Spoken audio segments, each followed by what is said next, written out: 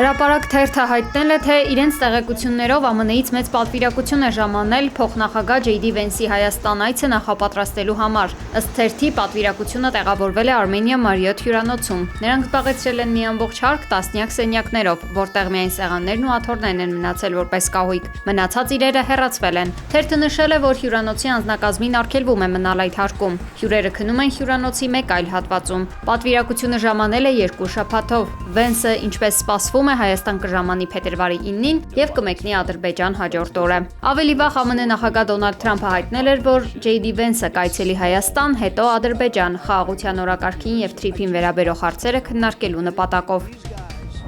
Ինչ արված է հրապարակային ասում։ Պաշտպանության նախարար Սուրեն Պապիկյանը մեկնաբանել է զինված ուժերում հոգևոր սպասավորների ծառայության վերաբերյալ վերջին փոփոխությունները։ Նախարարը հերքել է այն պնդումները, թե բանակում հոգևոր ծառայությունը դադարեցվում է, նշելով, որ փոխվել է միայն դրա բնույթն ու ենթակայությունը։ Ըստ նախարարի, այսուհետ հոգևոր սպասավորները պետք է ենթարկվեն զինված ուժերի բարեհոգեբանական գծով վարչությանը։ Անդրադառնալով մամուլում շրջանառվող այն տեղեկություններին, թե քահանաներին 700,000 դրամ աշխատավարձ է առաջարկվում մայրաթորից հրաժարվելու եւ Պաշտպանության նախարարության հետ պայմանագիր կնքելու դիմաց, նախարարը հաստատել է, որ պայմանագրեր կկնքվեն հոգևոր կրթություն ունեցողների հետ եւ նրանք կստանան բավարար աշխատավարձ, որը կտարբերվի նախկինում ստացածից։ Բանակում զինված ուժերում չի կարող լինել երկակի ենթակայություն։ Շնորհակալ։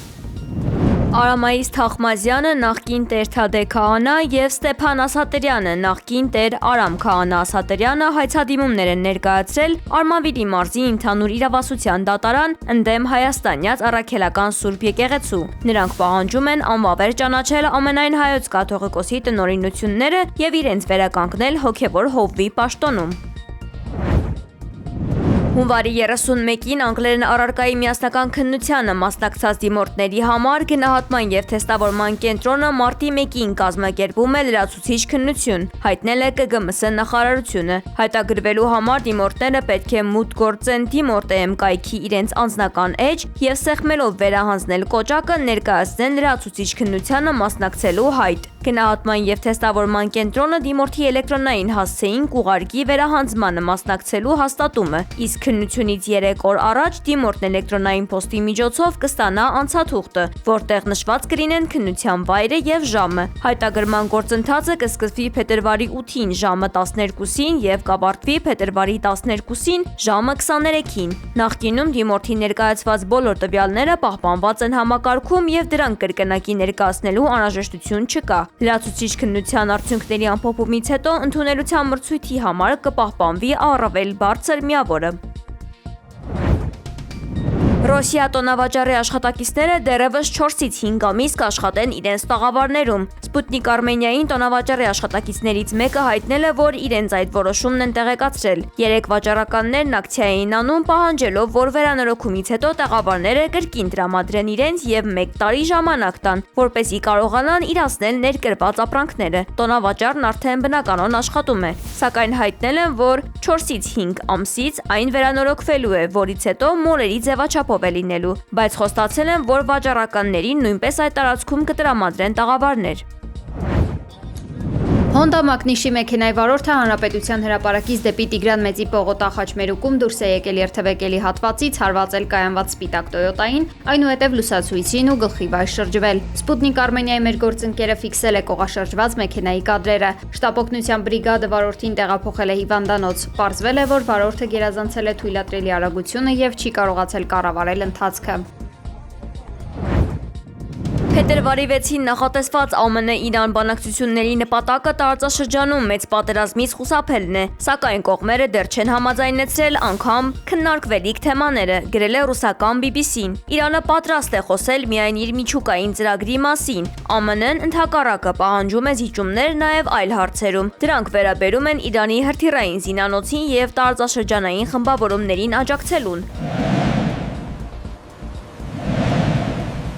Միևնույն ժամանակ Դոնալդ Թրամփը շարունակում է Իրանին սպառնալ ռազմական հարվածներով։ ԱՄՆ-ն Պարսից ծոց է ուղարկել ավիակիր խումբ տասնյակ կործանիչներով եւ հրթիռներով։ Ըստ մամուլի Սպիտակ տունն արդեն դիտարկում է Իրանին հարվածելու տարբերակները։ Իրանի արտգործնախարար Աբբաս Արաղչին Մասկատում ԱՄՆ-ի հետ բանակցությունների մեկնարկից առաջ հայտարարել է, որ Իրանը դիվանագիտության ուղին է ընտրում, լինելով զգոն եւ չմոռանալով անցած տարվա իրադարձությունները։ Մենք բանակցություններին մոտենում ենք բարի կամքով, բայց միաժամանակ հաստատակամորեն պաշտպանում ենք մեր իրավունքները։ Պարտավորությունները պետք է կատարվեն։ Կողմերի հավասարությունը, փոխադարձ հարգանքն ու շահը պարզապես կարգախոսներ չեն։ Դրանք անհրաժեշտություն են եւ հիմք կհանդիսանան կայուն համաձայնագրի համար, ասել է նախարարը։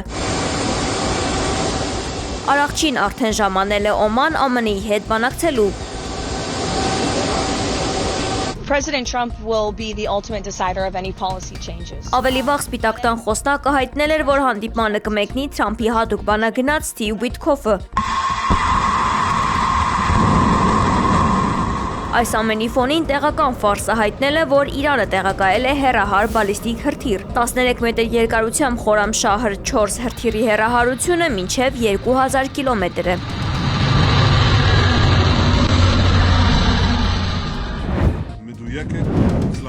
Իսրայելի վարչապետ Բենյամին Նեթանյահուն հայտարարել է Իրանին ծանր հարված հասցնելու պատրաստակամության մասին։ Ի պատասխան Լիբանանյան Հեզբոլլահը նախազգուշացրել է, որ Թեհրանի դեմ ցանկացած ագրեսիա կհրահրի ողջ մերձավոր արևելքն ընդգրկող լայնամասշտաբ պատերազմ։ Տարածաշրջանային լարվածության ֆոնին ԱՄՆ բանագնացներ Ջարեդ Քուշներն ու Սթիվ Ուիթքոֆը Դոհայում ջանքեր են գործադրում բանակցային օրակարգն ընդլայնելու ուղղությամբ։ Այդուհանդերձ Օմանում կայանալիք հանդիպման շեմին Իրանը կտրականապես մերժում է Վաշինգտոնի առաջ քաշած բալիստիկ հրթիռների հարցի քննարկումը, պնդելով, որ երկխոսությունը պետք է սահմանափակվի բացառապես միջուկային խնդրով։